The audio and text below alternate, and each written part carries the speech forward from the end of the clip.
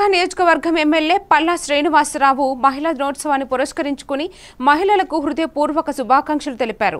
మహిళల ప్రగతికి ప్రభుత్వం అనేక సంక్షేమ కార్యక్రమాలు చేపడుతుందని, గాజువాకలో మహిళలకు మరింత మద్దతుగా ఉంటామని తెలిపారు.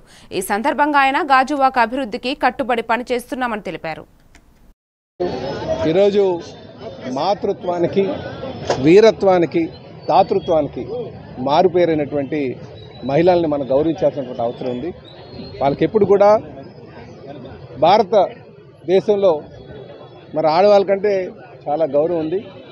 ఆ గౌరవాన్ని మనం ఇంకా ఆర్థికంగా, సామాజికంగా కూడా వాళ్ళకి ఇంకా మెరుగైనటువంటి అవకాశాలు కల్పించి ముందుకు తీసుకెళ్లడంలో అందరూ కూడా సామాజిక బాధ్యతగా స్వీకరించాలని చెప్పేసి ఈ సందర్భంగా తెలియజేస్తూ, అలాగే మన వంటిల్ జంక్షన్లో సుమారు ₹1 కోటి ఈ సెంట్రల్ డివైడర్ డెవలప్ చేస్తున్నాం. దీంట్లో మధ్యన ఒక పాండ్ లాంటిది పెట్టి ట్రాఫిక్ ఎటువంటి ఇబ్బంది లేకుండా సుందరీకరణ చేస్తూ మరి ఈరోజు జీవీఎంసీ నిధులతో కార్పొరేటర్స్ అందరూ కలిపి వారు ఇక్కడ నిర్మాణం చేయడం జరుగుతుంది.